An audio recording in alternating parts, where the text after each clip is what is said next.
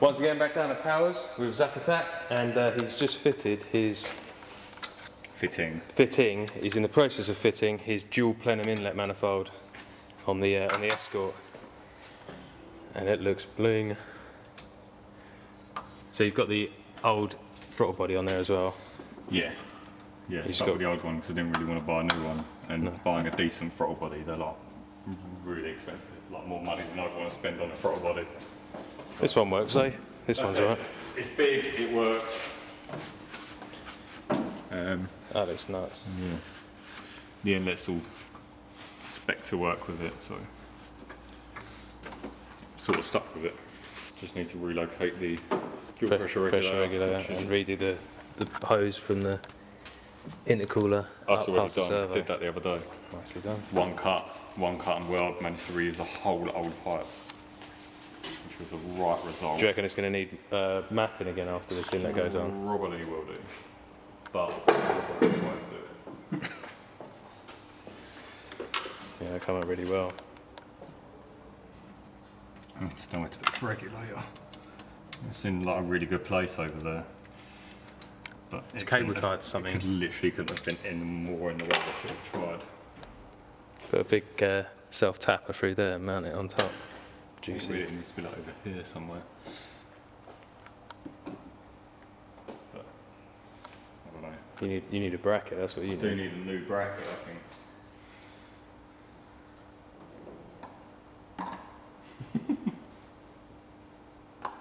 Considering how much neglect this has had, it's good to see you finally paying it some attention. Yeah. Been messing about with the Frenza and the Sierra and the Pop. Too many projects. Yeah, but they all work at least. Get your missus into cars. It'd be great, they said. So I've come down with the intention of rebuilding all the drive shafts that are freshly painted. Just washed out, had a bit of grit in one of these, so this is all cleaned out.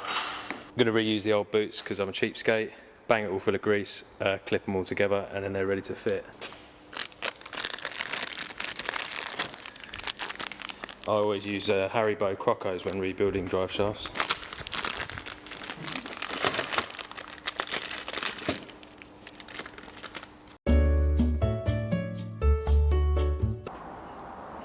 Start packing her in. Yummy.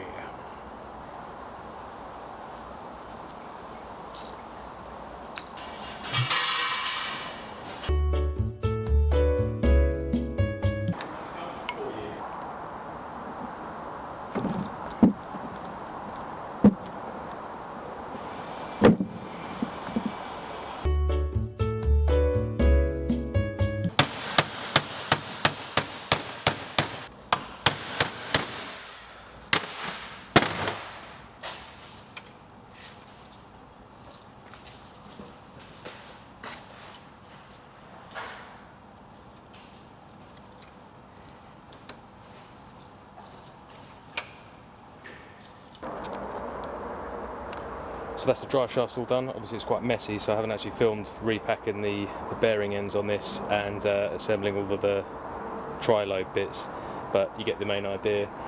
They're all now ready to put the clips on the boots and mount onto the car. So look at this bracket. Yeah, that'll do. Nice. As per usual, this was a quick. It'll only take me like half hour tonight. 2 hours 3 hours later. Okay, so Zach tied up the ends on the CVs. Time to insert and mount my new drive shafts.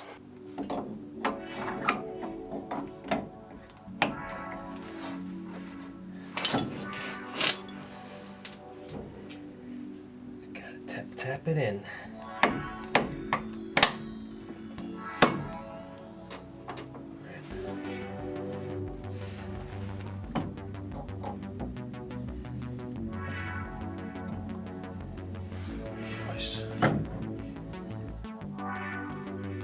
So that's the passenger side all in.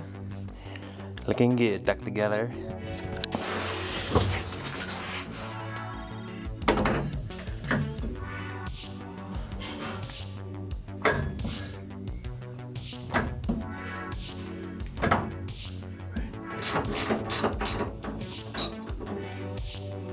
so that's both drive shafts installed onto the bracket that I made probably about a year ago now, which bolts onto the back of the block, and that's got the bearing carrier for the equal length shaft on the driver's side, and yeah, the passenger side shaft's down there somewhere. They all look like they fit alright, so fingers crossed they'll last a little bit longer than 5 minutes. Okay, so next up I'm going to mount the anti-roll bar, and this is an uprated one that I bought off of Orbital Motorsports. Darren sorted me out with this one. Yeah, it's got new mounts, all of the coach bolt type fittings, and it's got a little bit of adjustment in terms of stiffening it up on the rose joints. So instead of having the old drop links with the big rubber bushes in, it's actually got some rose jointed ends, and that should hopefully clear my rear mounted calipers on the back, hence why I've had to buy this. But this should also help stiffen up the back as well, and it comes with all of the extra long bolts and collars and the rose joints as part of the kit. So I'll bang this on now.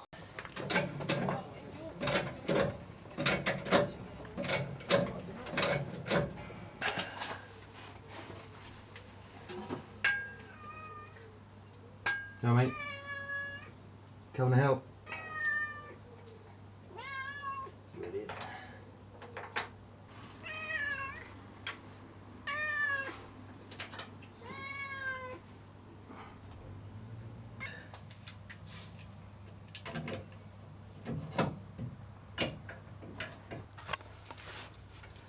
So that's the brackets loosely bolted up, and now I've just got to swap those big bolts out for the new bolts and mount in the rose joints. And I think I'm going to be going for the stiffest setting. Very nice.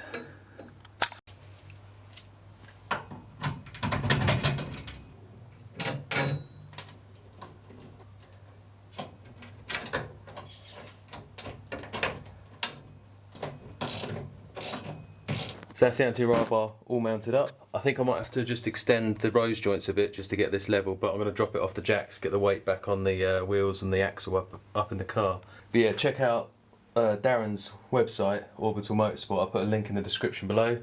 He does loads of, he's got a really cool little screamer of a Mk1 Fiesta with a 1300 crossflow in it. He does sprints and hill climbs and stuff in it. And he does loads of cool race parts, adjustable suspension bits and bushes and what have you. So yeah, check out his stuff. So, time to mount up the downpipe properly. Just going to whip all this off, put a bit of seal around on the turbo flange and the downpipe flange. This is the little heat shield that I've made up, and I'm also going to put a bit of the fiberglass insulation that I've got for the oil lines. I'm just going to wrap it around the CPS line, a couple of cable ties. I'll probably P-clip it up here just to keep it as protected as I can against the heat off the downpipe. So mount it to the turbo, do all this for the final time, mount the heat shield, and then I can do the rest of the exhaust back to the boom tube that's going out the side. So that's the downpipe all bolted up, and I've used the classic bathroom shower silicone sealer on the flange mounting plate, top tip.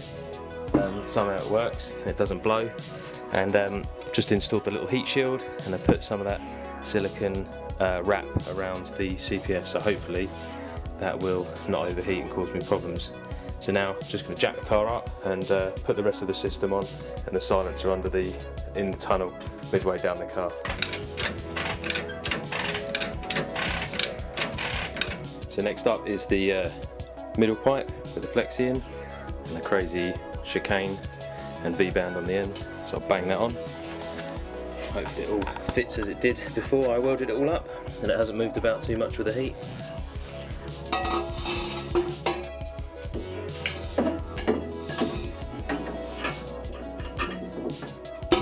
Thinking about it, might be easier if I put the silencer on first. I've ordered up these chunky clamps, and I'm going to put one either end of the silencer, so I've got a little bit of adjustment and movement. I'm going to bolt the silencer onto the pipe. It should just slip in there. This is a lot easier on the ramp. Exact.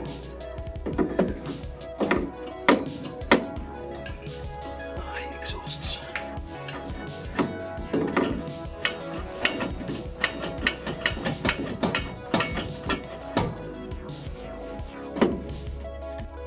So that's the V-band all tightened up. Now what we've got to do is go under the car and tighten the clamps up on the silencers, and then that's the exhaust mounted.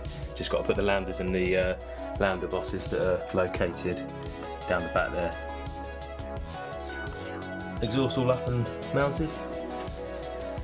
Next up, I think I've really got to sort out the oil returns and the oil feeds onto the turbos, and then I can put the radiator in and mount all of the screamer and the wastegate, and then that's all the front sort of part of the engine bay pretty much finalised and done. Well, that's it for another video. Thanks again for watching. Don't forget to check out the merchandise in the link below. Next weekend, myself and Zach are going to be going over to Osnabrück in Germany to watch some Berg Cup racing, so I'll probably end up doing like a feature-length film on all of that, all the race cars and stuff.